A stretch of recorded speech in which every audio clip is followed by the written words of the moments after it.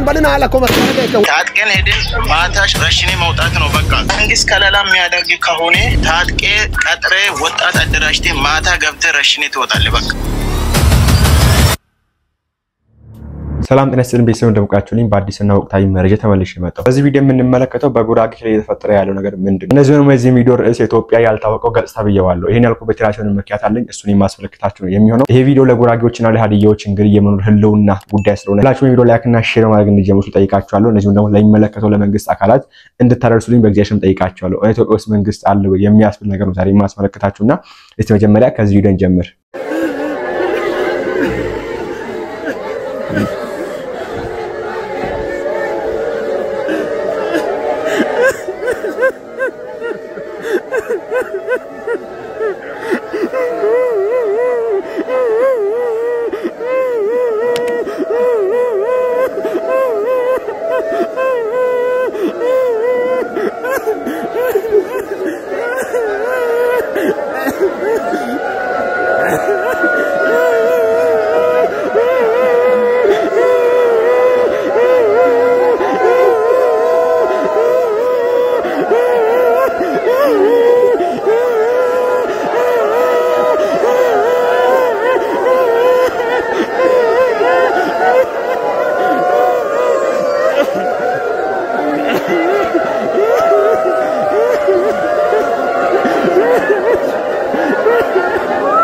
የምትመለከቱት እንግዲህ አንድ የ20 ዓመት ወጣት ትምህርት ቤት ተማሪ ያለ ተማሪዎች ላይ በተከፈተ ተኩስ እንግዲህ አንድ የ20 ዓመት ወጣት ሞቶ እሱን ለመቅበር የሄዱ ጉራጌዎች ናቸውና በዚህ አጋጣሚ ይሄ ነገር የአንድ ቀን ሳይሆን የሁሉ ጊዜ ከ2010 ጀምሮ እስካሁን ድረስ የሁሉ ጊዜ ጩኸታቸው ነው ለጉራጌ ክልል ለቆሴ ወረዳ ሰዎችና እንዴት ጀመረ ነገር ይዮ መነሻው የት ነው ማለቂያው የት ነው አሁን ያሉበት ሁኔታ ምንድነው ብሎ ነገር እንግዲህ የማስመለከታችሁ ነው የሚሆነው። በጣም የሚያሳዝነው ነገር ግን እዚህ እንደምትመለከቱት የዚህ ጥቃት ሰለባ ወይ ደግሞ የዚህ ብሔራዊ ወይ ብሔር ተኮር ነው እንግዲህ ነገር ይዮ ጥቃት ሰለባ ቤተክርስቲያንም የዚህ ጥቃት ሰለባ ሆና ነውና የሀገረ ስብከቱ ሊቀጳጳስ ማናቸው እነዚህም ደግሞ መንግስት በዚህ ሀገር አለ ወይ መንግስት ይሄን ነገር አያቆም ወይ የሚያስብል ነገር ነው። ቢኮዝ እኔ ጉራጌ ክልል ከኢትዮጵያ እንትን ብሏል እንዴ ተፈናቅሏል እንዴ እኛ ምናቃት ጉራጌ አለች መስቀል የምናከብራት ጉራጌ አለች። ጉራጌ እንግዲህ ለስራ ምን ያክል ታታሪ እንደሆነ የምናቀው ህዝብ ነው የምናደንቀው ህዝብ ነው። እንደነሱ በሆነ የነሱ ማይንድሴት ቢኖረን ብለን የምንመኛቸው ሰዎች ናቸው። እንደዚህ አይነቶችም እንዳሉ ቆሴ በመተማል ወረዳ ወደ ገጠር አካባቢ እንግዲህ እንደዚህ አይነት ነገሮች አሉና ይሄን ነገር እንግዲህ ዛሬ የምንመለከተው በጣም ነው የሚያሳዝነው።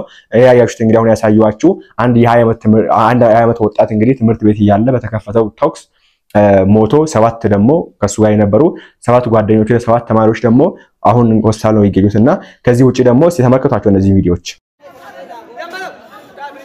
ጎዮናት ይምተን ዋለ كينو الشيطان بلنا على كومتك وامتكو يا ششر لك من على انت بشر الناس ندمروا ناتو من مدفص يزوجي قياس اجلك قياس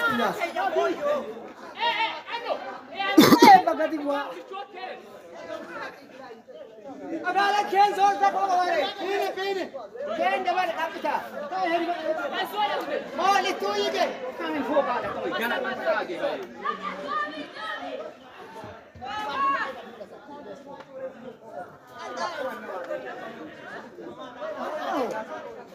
كاكيني ما نجسي ዛሬ እንግዲህ ኢትዮጵያ ሰላም ናት ይያሉ በየመረኩ በየመጡ የሚሰብኩን ሰዎች የሚናገሩን ሰዎች የሚያውጁ ሰዎች አላግም እቺን ሀገር ገንጥለው አውጥቷታል በቀን ኦኬ በጠራ ፀሐይ በዚህ መንገድ ከተማ ውስጥ ቶክስ አለ በጉራጌ ክልል ነው። ይሄ እንግዲህ ቆሴ በተባለ ወረዳ የሚከናወነው ይሄ ብቻ አይደለም ባይዘው ይሄን ስንናገር የሰሜኑን አረሳንም የምዕራቡን የአራቱንም አቅጣጫ አልረሳንም እሱ ቢያንስ ሚዲያ ላይ መጥቷል። ይሄ ግን ወደ ሚዲያ ራሱ ያልመጣ ነገር ነው። ይሄ ችግር ገና ወደ ሚዲያ ያልመጣ ለዛውም የመንግስት ኃይላትም ኦኬ ልዩ ኃይል የተባለው ተባባሪ የሆነበት ጥቃት ነውና እሱ ነገር እንግዲህ በንባብም ሆነ በቪዲዮ የማሳያችሁ ነው የሚሆነው። ከዛ ውጪ ግን እነዚህ ሰዎች በአይነት መንገድ እንግዲህ መረጃ እንደሚለዋወጡ ስሙት። እዚህ ጋር አይታጠቁ መሳሪያ ላይኖራቸው ይችላል። ለምሳሌ ብዙ ቦታ ላይ ሀዲዮች በድንበር ዳር የሚኖሩ ሰዎች ታጥቆ ነው የሚኖሩት። ምክንያቱም የሚፈጠረው ነገር አይታወቅም። እነሱ ካልታጠቁ እኛ አዋጥተንም ቢሆን መንግስት ማይረዳ ከሆነ መንግስት እጁን አስገብቶ ማስታረቅና ማስተካከል ከሆነ እኛ አደራጅተን መሳሪያውን ሰፖርት አድርገን መግዛት ነው። ምክንያቱም እራሳቸውን ነው የሚጠብቁት። ሀዲያ እነሱ መሳሪያ ይዞ እነዚህ ደግሞ ሀዲዮች በእጅ ነው ጦርነት ገብቶ ሲፋለሙ የነበሩት።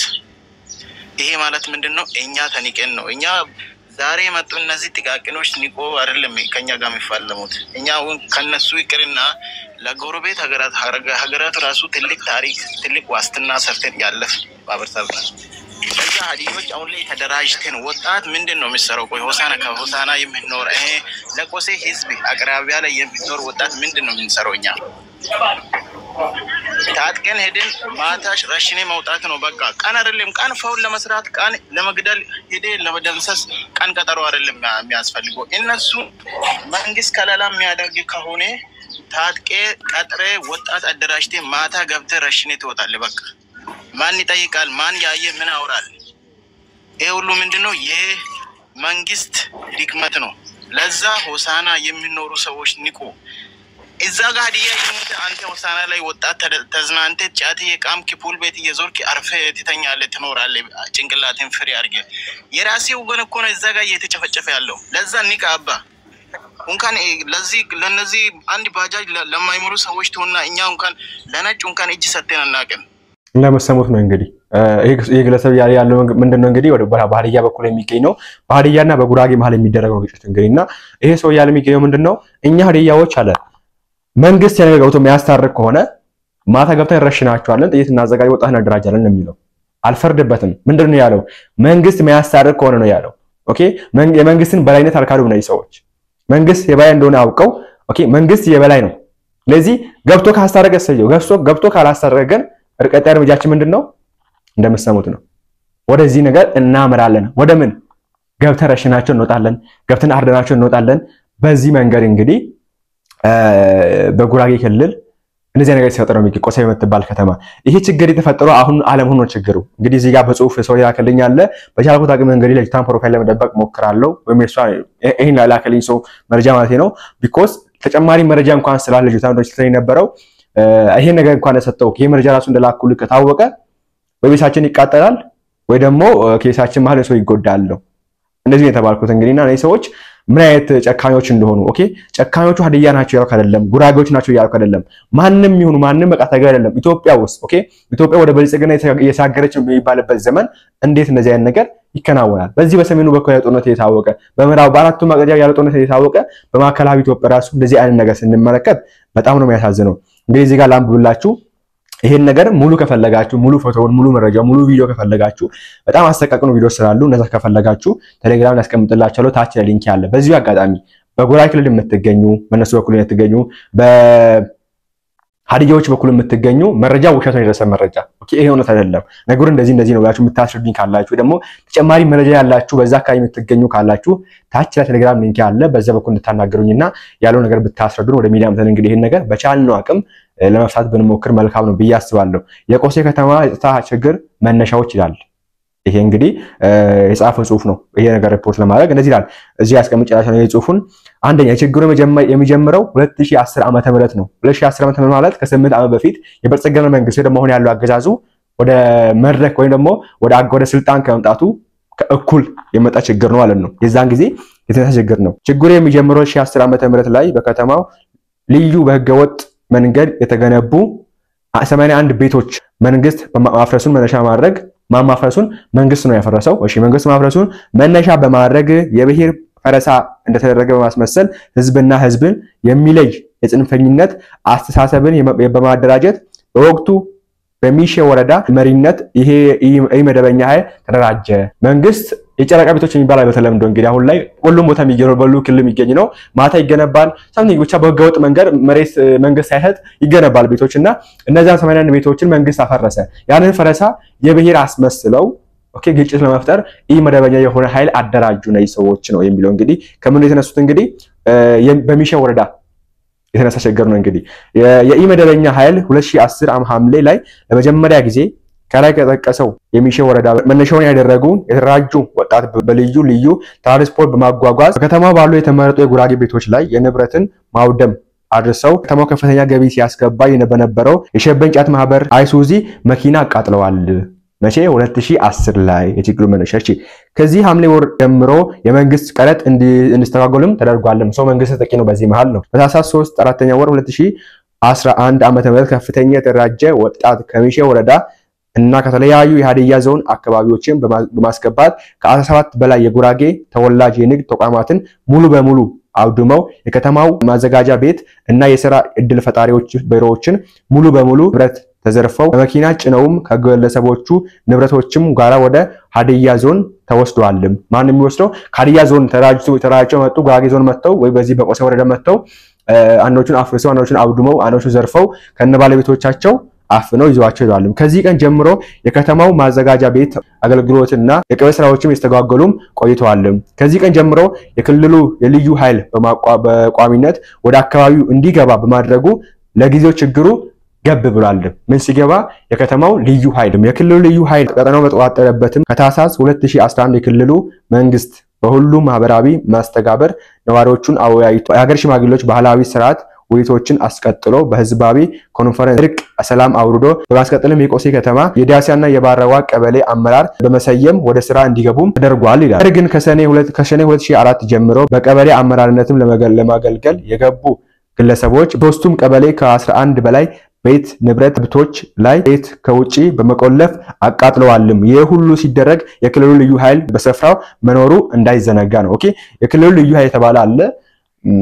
በዛ ውስጥ ግን ይሄ ነገር ሁሉ ይከናወናል ማለት። ማስቀጠልም ከከተማው ትልቅ ውድመት ቀን 12ኛ ወር 2014 ዓመተ ምህረት በዚህ ቀን የክልሉ ልዩ ኃይል ወደ ሐዋሳ ሙሉ በሙሉ ይሰብሰብ ተብሎ ክልሉ ልዩ ኃይል ተባለ ወይም ከተማውን የሚጠብቀው ልዩ ኃይል ወደ ሐዋሳ ይሰብሰብ ተብሎ በመጠራቱ መውጣቱ ይሄን ቀን በታሳቢነትም በመጠባበቅ በልዩ ልዩ የዘረፋና ጥፋት በአመካ ወረዳ ዘጋጅ የቆየውና ከፍተኛ ቁጥር ያለው ወጣት ከተማዋንም በመውረር ለቁጥር በሚያዳግት መልክ የከተማዋንም የጉራጌ ቤት ሲዘርፍ ሲያወድም ያገኙትን ጉራጌ የሆነ ሁሉ ከፍተኛ ድብደባ በመፈጸም አካል ጉዳተኛ አድርጓል። ከምሽቱ 1 ሰዓት ተኩል ጀምሮ ሐዋሳ የጸጥታ ኃይል እስኪገባ እስከ ሌሊቱ 11 ሰዓት ሙሉ ከተማዋንም አውድመው ከፍተኛ ንብረትም ጭነው ወደ ተለምደው ወደ ሀዲያ ዞንም ሄደዋልም ነው የሚለው። እዚህ በመቀጠልም የጸጥታ ኃይልም ከተማዋንም ተቆጣጠረ። ከተወሰነ ጊዜ በኋላ ክልሉ መመለሳቸውንም ምክንያት በማድረግ ይሄ ኃይል ከመስከረም 2015 ዓመት ጀምሮ እስከ ጥቅምት 27 ሁለተኛ ወር እስከ 2017 እስካሳለፍነው ዓመት ማለት ነው የሶስቱ ቀበሌ ሙሉ የመንግስት ተቋማትን በማፍረስም ከተማዋንም መንግስት አልባ በማድረግ የጉራጌ የሆነ ሁሉ በማሸማቀቅ በሳምንቱ አርብ የመደበኛ ኃይል የማያቋርጥ ስብሰባ ላይ የእነርሱን የግዛት ማስፋፋት የማይደግፍ ለመንግስት የታዘዘ ሁሉ ከ50,000 እስከ 100,000 ብር በመቅጣት ህዝቡን ሲያሰቃዩ ቆይተዋል። በዚህም ጊዜ 3 አባወራዎች ሙሉ ንብረታቸውም ወድሞ ከአካባቢያቸው እንዲፈናቀሉ ተደርገው እስካሁን ከነ ልጆቻቸው ተፈናቅለው ይገኛሉ። ከአባወራዎቹ በተጨማሪ ከ40 በላይ ወጣቶችና የመንግስት ሰራተኞችም ከአካባቢው ተፈናቅለዋል ነው የሚለው። ታህሳስ 3/4ኛ ወር 2017 የክልሉ አመራር ህዝባዊ ውይይትም ጠርቶ ህዝብን በሚያወያይበትም ሰዓትም እንደ ከዚህ ቀደሙ ከአሜካ ወረዳና ከሌሎች የሀዲያ አካባቢዎች የተደራጁ ወጣት በማምጣትም ስብሰባን በመበጥበጥ በትነውት እንደተለመደ የጉራጌ ቤቶችን በማውደም አንድ የጉራጌ ተወላጅ ንብረት የሆነ ስዊፍት የቤት መኪና ሰብረው አውድሞ በመጨረሻም የክልሉ አድማ በተና ባለበት የጉራጌ ዞን እና የአኖር ኤኔራ መገር አመራሮችን በተጨማሪ ለስብሰባ ገቡ ጉራጌዎች ጥቃት ካለረስን በሚል ከበባ አድርገው ሁኔታው ወደ ከፋ እልቂት ሊያመራ በደረሰበትም አጋጣሚ ከወልቂጤ የፌደራል ፖሊስ ሲገባ ጥለው ወጥቷልም ነው። አድማ በታኝ አለ የሰበሰባቸው መንግስት አካል ነው። ይሄ ባለበት ወጣት ተራጅቶ መጥቶ እነዚህን አካላት ካላጠቀናቸው ብሎ ጭራሽ ከወልቂጤ ሌላ የፖሊስ ኃይል መጥቶ ነው እንግዲህ ይሄን ነገር ያስቆመው ወይ ደግሞ ወደ የተመለሱ ወደ ቦታቸው። አሁን በከተማው የመንግስት መዋቅርም እንዲያደራጅ የከተማውንም ሙሉ ንግድም ተቋማትም አዘግቷል ይላል። እነዚህ ወጣቶች ማለት ነው። 4 ትምህርት ቤቶችንም ካዘጉ ወደ 10ኛ ወርም ደርሷል። 4 ትምህርት ቤቶች ተዘግተዋል። 10 ወር አልፎታል። ይባስ ብለው የጸጥታ ኃይልም ባለበት 2 ትምህርት ቤቶችንም ባሪዋና ሪያሳ አቃጥለዋል። 2 ትምህርት ቤቶች የጸጥታ ኃይል ባለበት ቦታ ተቃጥለዋል። እንዲሁም የሮብ ዕለት 20 ዓመት ወጣት ልጅ ሊማር በገባበት ተማሪዎች ላይ ቶክስ ከፍተው አንዱ ወዲያውኑ ሞተ። ሌሎቹ 7 ሰዎች ሆስፒታል ይገኛሉ ይላል። እንግዲህ ሞት የተባለው ቀደም መጀመሪያ ሲያለቅሱ የሰማችሁ ሰዎች እንግዲህ በዛ ወጣት ቀብር ላይ ወጡ ናቸውና በጣም ነው የሚያሳዝነው። በኢትዮጵያ እንግዲህ ላይ አሁን እንደዚህ አይነት ችግር ይሄ በራሱ አሁን ትላንት የሰማነው ወደ ሚዲያ የመጣ ነው። አስቡት፣ ኢማጂን አድርጉት። ሌላ ያልሰሙ ገጠር ክልሎች ላይ ምን አይነት ነገር እንዳለ እንግዲህ እንደምትመለከቱት እዚህ ጋር የዚህ ጥቃት ሰለባ እንግዲህ ይሄ ህዝብ ብቻ አይደለም፣ የጉራጌ ህዝብ የጉራጌ ማህበረሰብ ሀዲያ ማህበረሰብ ብቻ አይደለም። ኦኬ ድሃ እናት ድሃ አባት ምንም የሚያውቁ ወጣት ልጆች አይደሉም። የዚህ ጥቃት ሰለባ ቤተክርስቲያንም ጭምር ናት። ሙዳይ አምጣት ተሰብሯል፣ ቤተክርስቲያን ፈርሷል። እነዚህ ሰዎች መናፍቅ ናቸው ነው የሚደረገው የሰማ የምንገኘው። እንግዲህ እዛ አካባቢ የምትገኙ ሰዎች በዚህ ጉዳይ ላይ ተጨማሪ መረጃ ያላችሁ ብታናግሩኝ በጣም ደስ ይለኛል። እንግዲህ ይሄ ባለበት ሁኔታ ኢትዮጵያ ዛሬ ሰላም ነች ብለን ልናገር አልችልም። እኔ አያስለኝም ይሄ ነገር ባለበት ሁኔታ በዚህ ነገር ወጣት ተራጅተው ሀገር ያጠፋ ባለበት ሁኔታ ኦኬ እናትን የገደለ ባለበት ሁኔታ ልጅን የግለጣ ህፃናትን የግደላ ባለበት ሁኔታ ኢትዮጵያ ሰላም ነች ብዬ ድረቴን ነፍቼ ልናገር አልችልም። ኦኬ ይሄ ነገር መታወቅ አለበት። ከዚህ ተጨማሪ ደግሞ አንድ ወንድማችን የሰጠው ማብራሪያ ያለ በዚህ ጉዳይ እንስማው እስቲ። ተበዳይ ዝም ሲል ተከሳሽ ይሆናል አለ ያገሬ ሰው። በለው ፍለጠው ቁረጠው ማለቱ ለማንም አይበጅም። በጉራጌ ዞን እነሞር ኤነር መገር ወረዳ ቆሴ ከተማ ላይ በተፈጠረው ግጭት የጉራጌን ህዝብ ተጠያቂ ለማድረግ የምትሞክሩ የሚዲያ አርበኞች ልታርፉ ይገባል። ምክንያቱም የቆሴ ጉራጌዎች ተገለዋል፣ ቤታቸው ወድሟል። ለዛውም ቆሴ ላይ ባሉ ሀዲያዎች አይደለም ይሄ ነው፣ ከሀዲያ ዞን ተጭነው መጥተው ለዛውም በመኪና ተጭኖ መጥቶ እንዴት ነው አንድ ማህበረሰብ ጥያቄ ሊኖር ይችላል በህግና በስርዓት ተከትሎ ጥያቄን እንዲመለስ ፌደራል ድረስ ተሄዶ መፍትሄ ይፈልጋል እንጂ ከተማን በማውደም ሰዎችን በመግደል ንጹሃንን ተማሪዎችን ገዳይ እናንተው ፈላጭ ቆራጭ እናንተው እንደገና ከሳሽ እናንተው ይሄ ሁሉ ዝም ያለው የጉራጌ ህዝብ ሳያውቀርቶ አይደለም ያውቃል አይተቀምም ነው። የክልሉ ፕሬዝዳንት ጉራጌ ነውና የክልሉ ፕሬዝዳንትን ከስልጣን ለማውረድ የምትሄዱበት ርቀት ደግሞ እኔ እጅግ በጣም ነው የሚገርመኝ። አልሰነጠላችሁም እንዴ ሚዲያ ላይ ያላችሁ አርበኞች? ግጭት በመፍጠር የክልል ፕሬዝዳንት አይወርድም። የክልል ፕሬዝዳንት የሚወርደው በስራና ስራ ነው። እያንዳንዱ የስራ ዘርፍ አለው። የክልሉ ፕሬዝዳንት ነው። ለምሳሌ ኦሮሚያ ክልል ውስጥ ግጭት ስላለ ብቻ የኦሮሚያ ክልል ፕሬዝዳንት የሚነሳ ይመስላችኋል? አይንሰላችሁ። የማዕከላዊ ኢትዮጵያ ክልልም ግጭት ስላለ የማዕከላዊ ኢትዮጵያ ክልል ፕሬዝዳንት አይነሳም። ሰላምና ጸጥታ ዘርፉ ማን ነው? ሀዲያ ነው። የብልጽግና የማዕከላዊ ኢትዮጵያ ክልል የብልጽግና ዋና ተወካዩ ማን ነው? ሀዲያ ነው። የክልሉ መንግስት የብሔር ብሔረሰቦች ቀን ሆሳና ላይ ለማክበር ከተማ እየጠረገ ነው እያስዋበ ነው ትላላችሁ። ነገ ግን የብሔር ብሔረሰቦች ቀን ሆሳና ሲከበር ከእናንተ በላይ ሆሳና የብሔር ብሔረሰቦች ቀን መቀበያ ናት ትልቅ ከተማ ናት ብላችሁ ፕሮሞት የምታደርጉ ማንንም የለም። ዛሬ ላይ ግን የክልሉ ፕሬዝዳንት የሚሰራውን አቃቂን ለማውጣት ትሞክራላችሁ።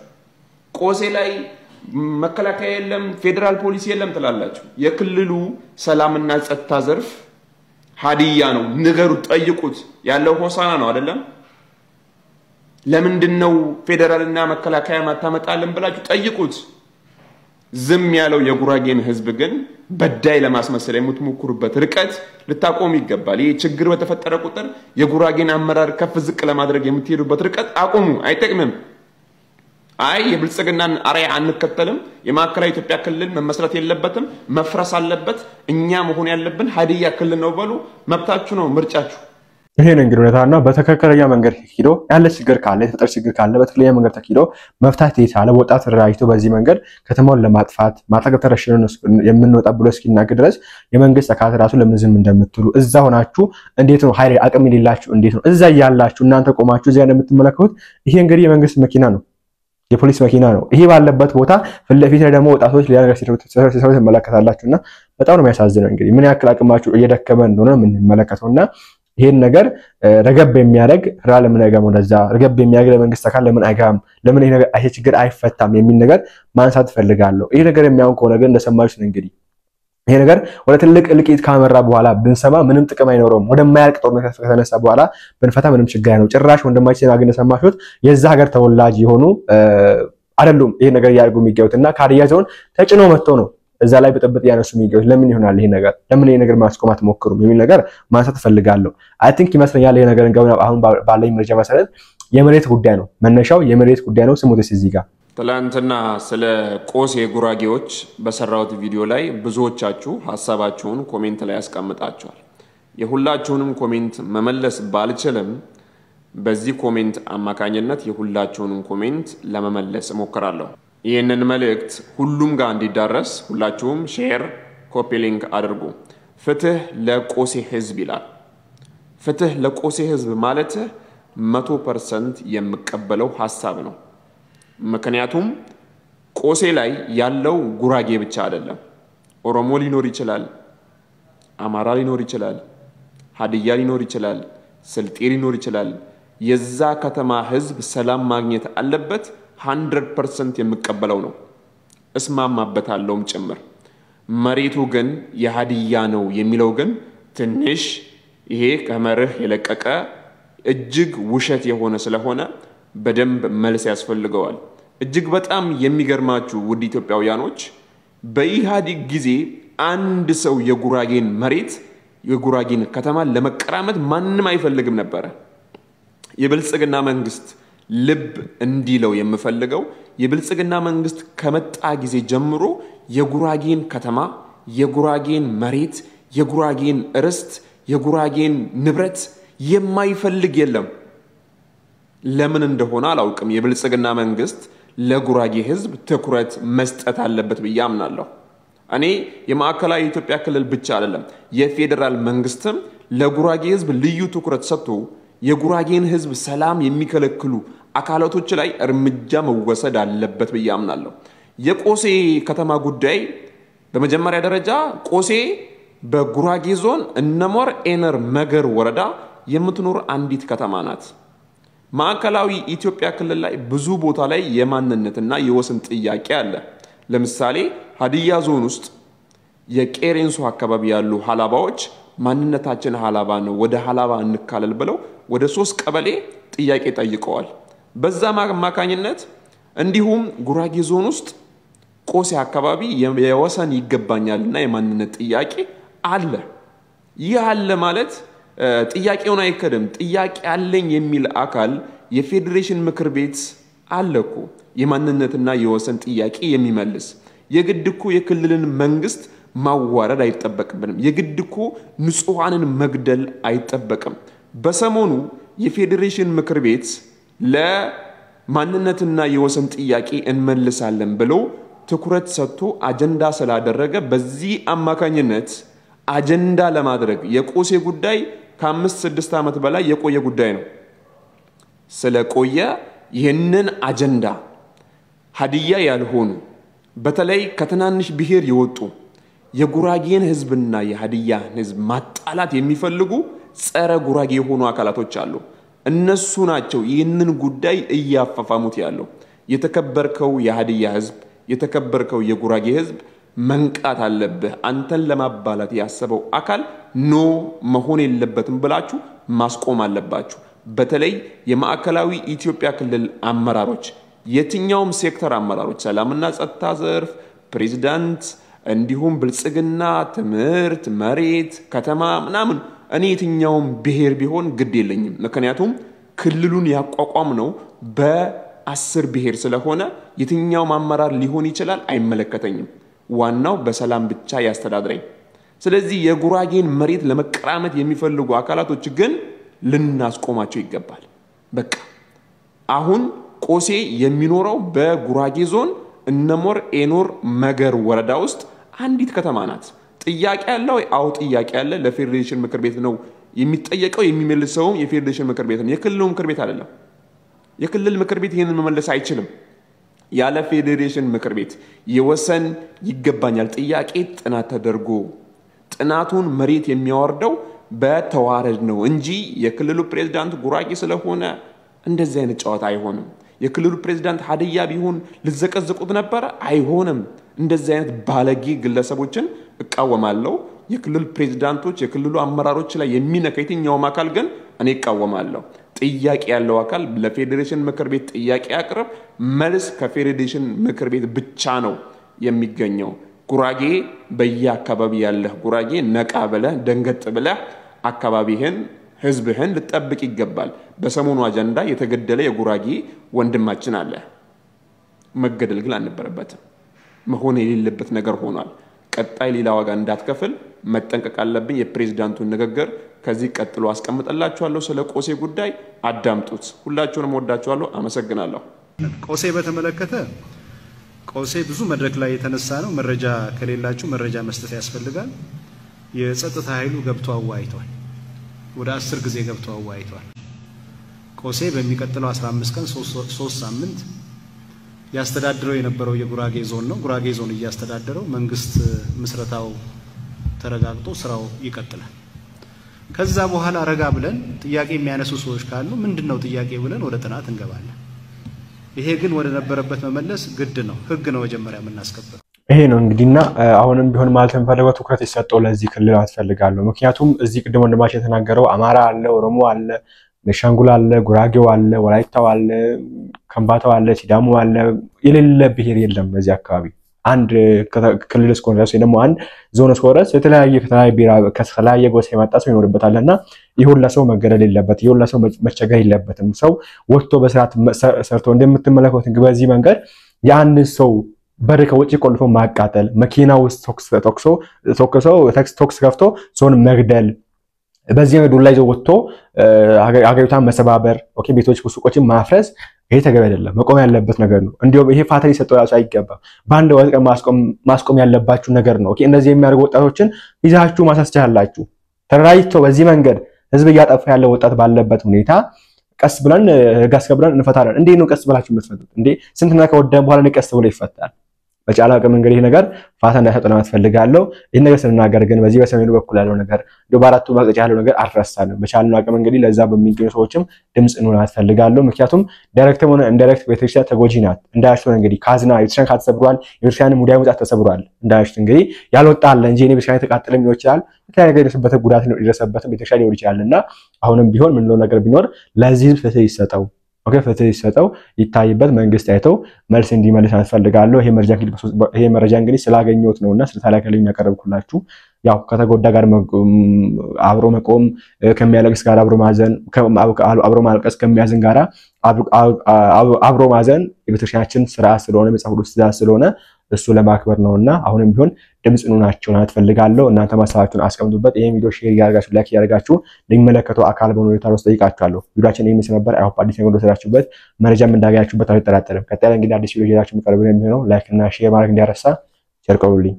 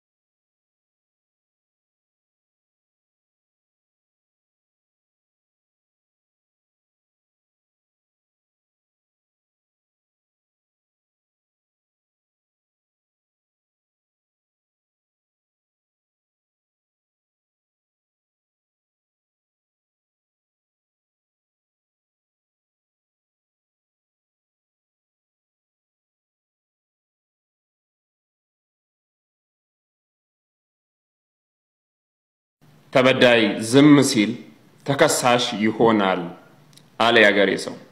በለው ፍለጠው ቁረጠው ማለቱ ለማንም አይበጅም። በጉራጌ ዞን እነሞር ኤነር መገር ወረዳ ቆሴ ከተማ ላይ በተፈጠረው ግጭት የጉራጌን ህዝብ ተጠያቂ ለማድረግ የምትሞክሩ የሚዲያ አርበኞች ልታርፉ ይገባል። ምክንያቱም የቆሴ ጉራጌዎች ተገለዋል፣ ቤታቸው ወድሟል። ለዛውም ቆሴ ላይ ባሉ ሀዲያዎች አይደለም ይሄ ነው። ከሀዲያ ዞን ተጭነው መጥተው ለዛው በመኪና ተጭኖ መጥቶ እንዴት ነው አንድ ማህበረሰብ ጥያቄ ሊኖር ይችላል በህግና በስርዓት ተከትሎ ጥያቄ እንዲመለስ ፌደራል ድረስ ተሄዶ መፍትሄ ይፈልጋል እንጂ ከተማን በማውደም ሰዎችን በመግደል ንጹሃንን ተማሪዎችን ገዳይ እናንተው ፈላጭ ቆራጭ እናንተው እንደገና ከሳሽ እናንተው ይሄ ሁሉ ዝም ያለው የጉራጌ ህዝብ ሳያውቀርቶ አይደለም ያውቃል አይተቀምም ነው። የክልሉ ፕሬዝዳንት ጉራጌ ነውና የክልሉ ፕሬዝዳንትን ከስልጣን ለማውረድ የምትሄዱበት ርቀት ደግሞ እኔ እጅግ በጣም ነው የሚገርመኝ። አልሰነጠላችሁም እንዴ ሚዲያ ላይ ያላችሁ አርበኞች? ግጭት በመፍጠር የክልል ፕሬዝዳንት አይወርድም። የክልል ፕሬዝዳንት የሚወርደው በስራና ስራ ነው። እያንዳንዱ የሥራ ዘርፍ አለው። የክልሉ ፕሬዝዳንት ነው። ለምሳሌ ኦሮሚያ ክልል ውስጥ ግጭት ስላለ ብቻ የኦሮሚያ ክልል ፕሬዝዳንት የሚነሳ ይመስላችኋል? አይንሰላችሁ። የማዕከላዊ ኢትዮጵያ ክልልም ግጭት ስላለ የማዕከላዊ ኢትዮጵያ ክልል ፕሬዝዳንት አይነሳም። ሰላምና ጸጥታ ዘርፉ ማን ነው? ሀዲያ ነው። የብልጽግና የማዕከላዊ ኢትዮጵያ ክልል የብልጽግና ዋና ተወካዩ ማን ነው? ሀዲያ ነው። የክልሉ መንግስት የብሔር ብሔረሰቦች ቀን ሆሳና ላይ ለማክበር ከተማ እየጠረገ ነው፣ እያስዋበ ነው ትላላችሁ። ነገ ግን የብሔር ብሔረሰቦች ቀን ሆሳና ሲከበር ከእናንተ በላይ ሆሳና የብሔር ብሔረሰቦች ቀን መቀበያ ናት፣ ትልቅ ከተማ ናት ብላችሁ ፕሮሞት የምታደርጉ ማንም የለም። ዛሬ ላይ ግን የክልሉ ፕሬዝዳንት የሚሰራውን አቃቂን ለማውጣት ትሞክራላችሁ። ቆሴ ላይ መከላከያ የለም፣ ፌደራል ፖሊስ የለም ትላላችሁ። የክልሉ ሰላምና ጸጥታ ዘርፍ ሀዲያ ነው። ንገሩት፣ ጠይቁት።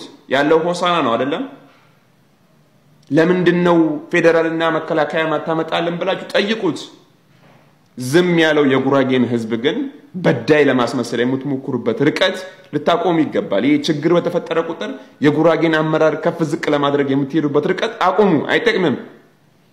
አይ የብልጽግናን አርአያ አንከተልም፣ የማዕከላዊ ኢትዮጵያ ክልል መመስረት የለበትም፣ መፍረስ አለበት፣ እኛ መሆን ያለብን ሀዲያ ክልል ነው በሉ። መብታችሁ ነው፣ ምርጫችሁ።